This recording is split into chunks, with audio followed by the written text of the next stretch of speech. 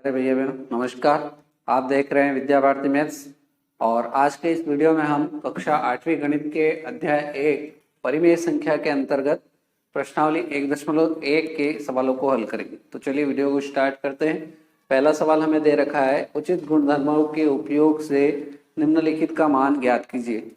जो अपने को पहला दे रखा है सवाल, उसको अपने को गुणधर्मों का उपयोग करके हल करना है। ऐसे डायरेक्ट हल नहीं कर सकते क्योंकि इसमें दिया हुआ है उचित गुणधर्मों के उपयोग से ही हल करना है। तो चलिए कैसे हल करेंगे। सबसे पहले जो अपने को दिया हुआ है सवाल वैसा के वैसा ही उतार लेते हैं। अपने को दिया है -2/3 गुणे 3/5 धन 5/2 -3/5 गुणित 1/6। ठीक, अब यहाँ पर अपन देख पा रहे हैं कि यहाँ 3 पद है। पहला पद तो यहाँ से लगा कर यहाँ तक का, तो पहला पद, दूसरा पद यही और तीसरा पद यहाँ पर। ठीक, ये 3 पद अपने को दिख रहे हैं क्योंकि एक चिन्ह प्लस का यहाँ पर है, एक माइनस का है और गुणा वाला पूरा पद एक ही है क्योंकि इन दोनों का आपस में गुणा हो जाएगा तो एक ही पद हो जाएगा। यहाँ पर भी दोनों का गुणा हो जाएगा तो एक ही पद हो जाएगा। तो इस प्रकार से 3 पद अपने को दिख रहे हैं। तो यहाँ पर अपन कुछ कर सकते हैं क्या।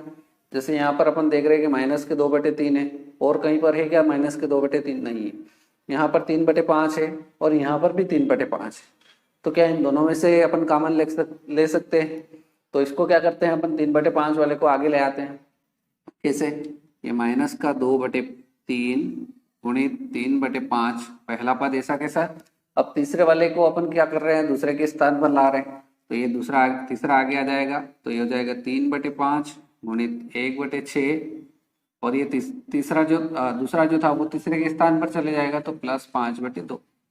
ठीक, अब यहाँ पर इस प्रकार का जब अपन प्रयोग करते हैं तो वो कहलाता है अपना क्रम विनिमयता नियम से। यहाँ लिख देंगे क्रम विनिमयता के नियम से,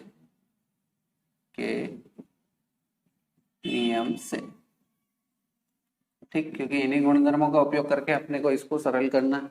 ठीक, अब ये हो गया तो इन दोनों में से अपन 3/5 को कॉमन निकाल लेंगे तो बराबर 3/5 जब बाहर निकलेगा तो अंदर क्या बच जाएगा, -2/3 और माइनस यहाँ से 3/5 निकल गया तो ये क्या बच जाएगा, -1/6 बच जाएगा। ठीक, और बाद में +5/2 ऐसा। ठीक, अब यहाँ पर आपने कॉमन निकाल दिया तो यहाँ पर कौन सा गुण लगाया आपने, वितरण के नियम से। वितरण के नियम से। ठीक, अब यहाँ पर इसको सरल कर लेते हैं तो बराबर 3/5 ऐसा कैसा है। अब यहाँ 3 और 6 का एलसीएम ले लेते हैं तो एलसीएम कितना आ जाएगा, 6। ठीक, अब यहाँ 3 है और यहाँ 6 तो एलसीएम कितना आ गया, 6 आ गया। अब इसको 6 बनाना है तो यहाँ क्या करना पड़ेगा, 2 का गुणा करना पड़ेगा तभी 6 बनेगा। तो 2 का गुणा नीचे होगा तो ऊपर भी करना पड़ेगा। तो 2 का गुणा जब ऊपर करेंगे तो ये क्या हो जाएगा, 2 दूनी 4 तो ये -4 हो जाएगा। और यहाँ 6 में 6 का भाग देंगे तो 1 का गुणा ऊपर करेंगे तो 1 एकम 1 ही होगा तो ये -1 और प्लस में 5/2 ऐसा कैसे चल रहा है। ठीक है, यहाँ तक कोई दिक्कत नहीं होगी, समझ में आ गया होगा।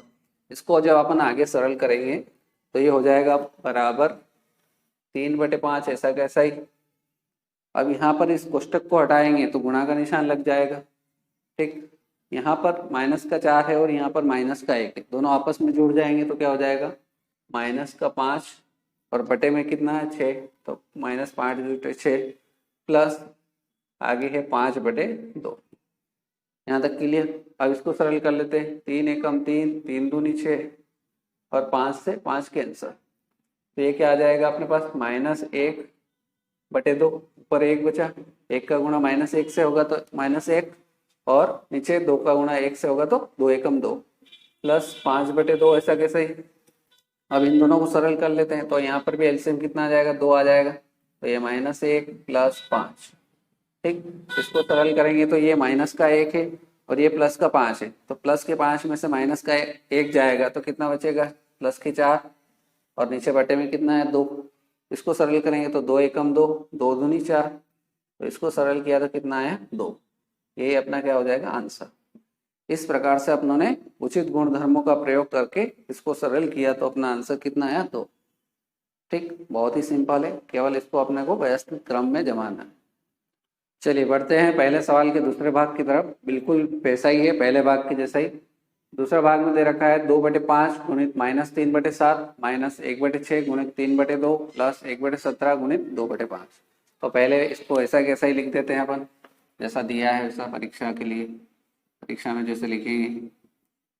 तो ये 2/5 गुणित -3/7 -1/6 गुणित 3/2 प्लस 1/14 गुणित 2/5।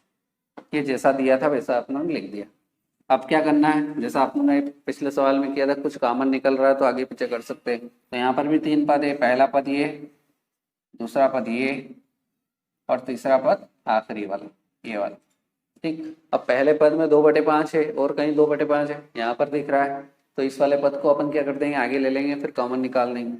तो ये हो जाएगा पहला पद ऐसा कैसा, 2/5 गुणित -3/7, पहला ऐसा, तीसरे को दूसरे स्थान पे लाएंगे तो ये प्लस का 1/14 गुणित 2/5।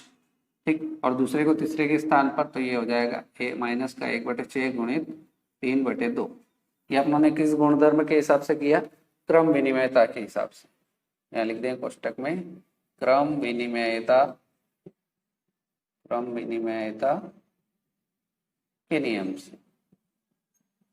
ठीक है, ये क्लियर हो गया होगा आपको कि किस प्रकार से अपनों ने इसको क्रम को चेंज किया।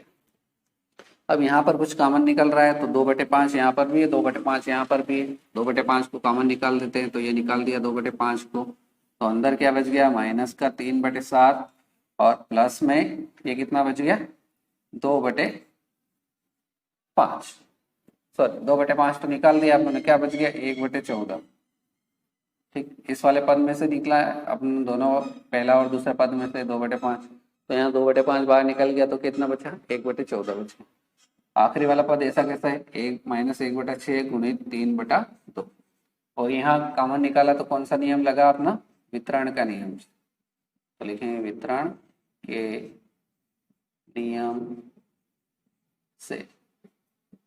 ठीक, ये लिखने के बाद इसको आगे सरल कर देंगे तो ये हो जाएगा 2/5 ऐसा कैसा है, यहाँ पर 7 है और यहाँ पर 14 है, दोनों का एलसीएम कितना आ जाएगा, 14। ठीक है, तो यहाँ 14 बनाने के क्या करना पड़ेगा, 2 का गुणा ऊपर और नीचे दोनों का तरफ करना पड़ेगा। ऊपर करेंगे तो 3 दूनी 6 माइनस का 6 और 14 में 14 का भाग देंगे तो कितना आ जाएगा 1। तो 1 का गुणा ऊपर भी करेंगे तो 1 एकम 1 ही होगा, -1/6 गुणित 3/2 ऐसा। ठीक, इसको आगे सरल करेंगे तो इधर कर लेते हैं इसको सरल। तो ये अपना 2/5 आगे ऐसा कैसे ही चल रहा है। अब यहाँ पर इस कोष्टक को सरल करेंगे तो गुणा का निशान लग जाएगा, ये गुणा का निशान लग दिया। यहाँ माइनस के 6 में से प्लस का 1 जाएगा तो बड़ी संख्या माइनस की है तो माइनस का चिन्ह आएगा। तो 6 में से 1 गया तो माइनस का 5 बटे नीचे कितना है 14, तो ये 14। आगे ऐसा ही सही, -1/6 गुणित 3/2। ठीक, अब इसको सरल कर लेते हैं। ये 5 से ये 5 कैंसर, ये 2 एकम 2, 2 7 14। यहाँ पर भी कुछ हो रहा है क्या, 3 एकम 3, 3 दूनी 6। तो यहाँ पर क्या बचा, ये माइनस का 1/7 माइनस 1 एकम 1 और 2 दूनी 4। ठीक, तो ये बचा अपने पास। इसको फिर सरल कर लेंगे तो यहाँ 7 है और यहाँ 4 है, दोनों का एलसीएम ले लेंगे तो 7 चौक 28, अपना एलसीएम कितना आ जाएगा 28। इसको 28 बनाने के लिए 4 का गुणा करना पड़ेगा। तो 4 का गुणा जब नीचे करेंगे तो ऊपर भी होगा, तो 4 एकम 4 माइनस का 4 होगा, माइनस है तो माइनस लगा देंगे। इसको 28 बनाना है तो 7 का गुणा करना पड़ेगा ऊपर और नीचे। तो जब 7 का गुणा करेंगे तो 7 एकम 7, तो ये हो जाएगा माइनस का 7। ठीक, अब यहाँ दोनों जगह माइनस का चिन्ह है तो माइनस ही आएगा और दोनों संख्या आपस में जुड़ जाएगी। तो माइनस के 7 में माइनस के 4 जुड़ेगी तो ये कितना हो जाएगा, माइनस का 11। ठीक, माइनस का 11 और नीचे बटे में कितना है 28, तो माइनस के 11 बटे 28 यही अपना क्या हो जाएगा इसका आंसर। ठीक, बिल्कुल पहले भाग जैसा ही और बहुत ही सिंपल है, कुछ भी नहीं किया, क्रम बदला, उसमें से कॉमन निकाला और उसको सरल किया तो अपना क्या आ गया, आंसर आ गया। ठीक, आपको समझ में आ गया। तो इस प्रकार से ये अपना पहला सवाल पूरा। दूसरा सवाल हमें दे रखा है, निम्नलिखित में प्रत्येक के योज्य प्रतिलोम ज्ञात कीजिए। तो योज्य प्रतिलोम लिखिए, पहला दे रखा है 2/8। ठीक, तो योज्य प्रतिलोम का मतलब क्या होता है, उसके चिन्ह को बदलना। ठीक, केवल इतना याद रखना। तो इसको हल करते हैं तो इससे हम समझ में आ जाएगा। तो अपन लिखेंगे 2/8 का योज्य प्रतिलोम। तो इसका साइन बदलेंगे तो 2/8 जो है ये प्लस का है, तो इसका योज्य प्रतिलोम क्या हो जाएगा, माइनस का 2/8। ठीक, अब योज्य प्रतिलोम जो संख्या आपने को दी है उसका जो योज्य प्रतिलोम आएगा, इनको दोनों का रिजल्ट जो होगा वो क्या होना चाहिए, 0 होना चाहिए। चलिए चेक कर लेते हैं। तो चूंकि 2/8 प्लस इसका ये योज्य प्रतिलोम कितना है, माइनस का 2/8, ठीक, बराबर कितना आना चाहिए, 0। तो ये 2/8 माइनस 2/8, तो ये माइनस प्लस क्या हो जाएंगे, माइनस हो जाएंगे। तो ये इससे ये कैंसिल हो जाएगा, तो 0 बराबर 0, अर्थात अपना 2/8 का योज्य प्रतिलोम कितना हो जाएगा, -2/8। चलिए नेक्स्ट देखते हैं, -5/9। तो यहाँ लिखिए -5/9 का योज्य प्रतिलोम, योज्य प्रतिलोम। ठीक, तो ये माइनस का है तो इसका योज्य प्रतिलोम कितना होगा, प्लस का होगा, प्लस का 5/9। उसको चेक कर लेते हैं, माइनस का 5/9 और इसका योज्य प्रतिलोम कितना है, प्लस का 5/9। तो इन दोनों का रिजल्ट क्या, 0 आ रहा है। तो ये माइनस से प्लस का कैंसिल, तो 0 बराबर 0। ठीक, अर्थात -5/9 का योज्य प्रतिलोम कितना हो जाएगा, प्लस का। यदि प्लस का है तो योज्य प्रतिलोम क्या हो जाएगा, माइनस का। बहुत ही सिंपल है। चलिए तीसरे भाग को देख लेते हैं। तीसरे भाग में अपने को दिया हुआ है -6/-5। ठीक, तो सबसे पहले इसको माइनस से माइनस क्या हो जाएगा, प्लस का हो जाएगा, कैंसिल हो जाएगा। तो अपने पास क्या आया, 6/5। ठीक, अब 6/5 का योज्य प्रतिलोम, का योज्य प्रतिलोम बराबर, ये प्लस में है तो इसका योज्य प्रतिलोम क्या हो जाएगा, माइनस में हो जाएगा, माइनस का 6/5। तो यहाँ करेंगे, चूंकि 6/5 का योज्य प्रतिलोम कितना आया, -6/5। ये क्या 0 आ रहा है, चेक कर लेते हैं। 6/5 माइनस 6/5 बराबर 0। तो ये माइनस से प्लस का कैंसिल, तो 0 बराबर 0। ठीक, अब चौथा दे रखा है 2/-9। तो नीचे माइनस नहीं होना चाहिए, तो इस माइनस को क्या करेंगे अपन, ऊपर भेज देंगे। तो ये ऐसा कैसा लिखा, इसको क्या करेंगे, -2/9 लिख देंगे।